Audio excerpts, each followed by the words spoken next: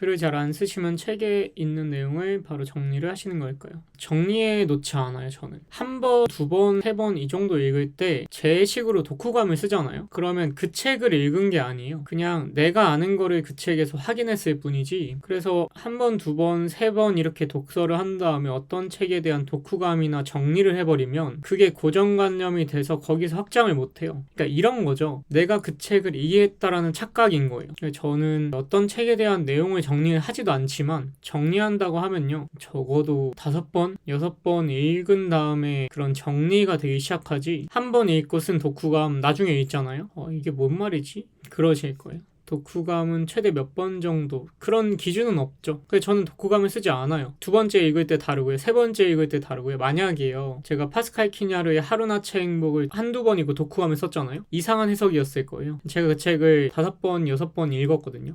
느낌이 오죠. 이 책 전체가 보이는 거죠. 그래서 어떤 횟수의 기준 이런 건 없다고 생각합니다. 저는 참종과 독후감 써본 적 없고요, 불멸 독후감 쓴 적도 없어요. 헤르만 헤세의 소설을 좋아하지만 헤르만 헤세의 소설을 읽고 독후감을 쓴 적이 없습니다. 한 번도 없어요. 독후감이라는 말 자체가 좀 그래요. 저는 한두 번 읽을 때는 내가 아는 것만 보이거든요. 부끄럽습니다. 저는 도스토옙스키, 까라마조프가 형제들 제가 3번 봤거든요. 근데 이걸 읽었다고 해야 되나? 부끄러워요 좀. 그리고 악령도 제가 2번 읽었는데 이걸 읽었다? 라고 말을 하기가 좀 부끄럽습니다. 영화도 여러 번 보면 감독의 의도와 숨겨진 것들을 점점 발견하게 되는 것처럼 맞습니다. 영화도 왜 여러 번 보면 다르잖아요, 맛이요. 왜냐하면 영화 속에서는 스토리라는 게 있어서, 스토리는 여러분들을 흥분시키는 먹잇감 같은 거거든요. 결말을 향해 질주하는, 한 번도 멈추지 않는 전차, 결말에 이르러서야 숨이 끊어지는, 속도를 멈추는 그런 전차인 거예요, 스토리는. 근데 영화는 스토리가 있어요. 그래서 영화를 한 번 볼 때는 스토리의 지배를 받게 되죠. 흥분하죠. 제일 중요한 건 결말이에요. 근데 2번, 3번 영화를 다시 보면요, 이미 결말을 알고 있기 때문에 스토리에 흥분하지 않아요. 스토리에 흥분하지 않기 때문에 모든 장면을 보다 더 주의 깊게 볼 수 있어요. 결말이 목적이 아니니까요. 다시 보는 영화는 이미 결말을 알고 있잖아요. 결말을 알고 있기 때문에 흥분이 줄어들어요. 흥분이 줄어드니까 시야가 넓어지죠. 흥분한다는 건 시야가 좁아진다는 거고, 흥분이 준다는 건 시야가 넓어진다는 거잖아요. 감독이 의도한 어떤 것도 볼 수 있고, 중간중간에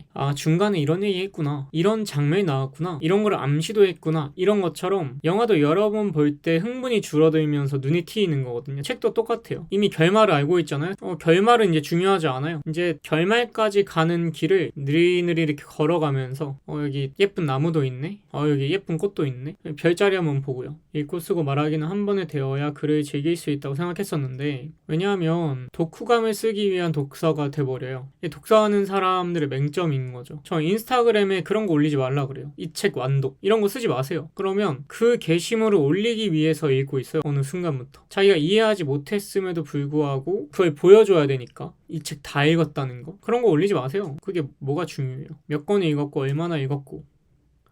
제독을 안 하게 된다. 새로운 책을 읽었다고 자랑해야 하니까. 플루타르코스 영웅전을 제가 다 읽었어요. 한 번. 또 읽고 있습니다. 지금 2번째 책 읽고 있는데, 플루타르코스 영웅전 완독 이런 거 안 올리잖아요. 이 책을 다 읽었다는 안 중요해요. 그 책에서 뭘 얻었고 어떤 논리를 얻었는가, 이게 중요하지, 어떤 책을 완독했다는 건 중요하지 않아요. 그 권수에 집착하지 마세요. 권수 집착하는 사람들이랑 얘기해보잖아요. 그러면 이 사람 책 많이 읽었는데 논리도 많이 없네, 아는 것도 별로 없네 라는 생각이 들 때가 있어요. 그러니까 책 전체 얼개를 못 잡아내니까 감정에 집착하는 거예요. 이방인을 읽고 이방인이 사이코패스 같았다, 이게 독후감이에요. 그리고 참종가를 읽었는데 강아지의 감정 묘사를 너무 잘했다. 그러니까 책을 읽고 나서 얘기할 수 있는 게 감정밖에 없어요. 내가 이렇게 슬펐고 기뻤다, 토마시의 행동이 너무 열받았다, 테레자가 이해가 됐다, 사비나는 이해하지 못하겠다, 프란츠가 왜 마지막까지 본처를 버렸는지 모르겠다. 자기 감정밖에 없는 거예요, 책을 읽고 나서. 그러면 독서가 고만고만하게 멈추는 거예요. 그렇습니다, 진짜.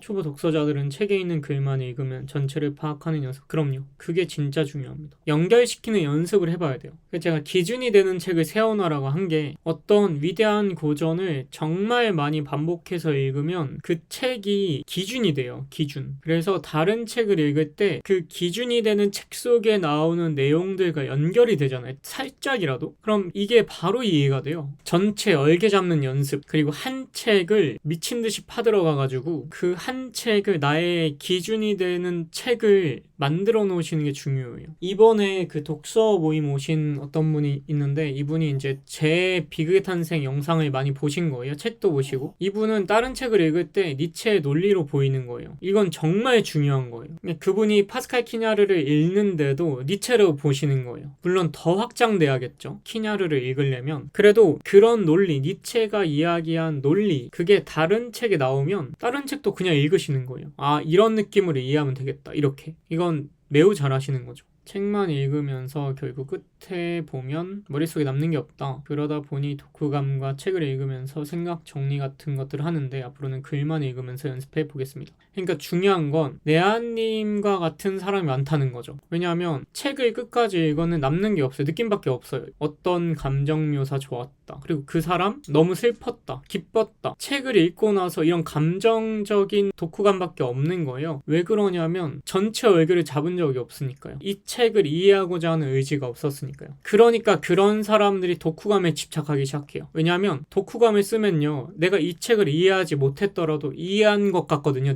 내가 그 책을 읽어낸 것 같이 여겨지거든요. 자기를 속이는 거예요, 결국. 근데 어떤 사람이 어떤 책을 한두 번 읽고 쓴 독후감 나중에 보세요, 한번. 여러분들이 옛날에 썼던 독후감 보세요. 어떤지. 읽었다는 착각을 일으킬 만한 거예요. 독후감은. 그러니까 독후감을 쓰니까 아, 내가 저 책을 읽었지, 독후감도 썼지, 이런 거 있잖아요. 이러면서 자기를 속이는 거예요. 저 책을 진짜 이해하지도 못했지만, 저 책을 쓴 작가가 하고 싶은 말을 하나도 이해 못했지만, 아, 그래도 난 저 책을 읽었지, 독후감도 썼지, 발췌도 몇 개 했지, 난 저 책 읽었어. 근데 막상 이 책 어때? 설명을 못해요. 왜요? 읽은 적이 없으니까요, 제대로. 한 작가의 책을 깊이 파는 게 중요합니다.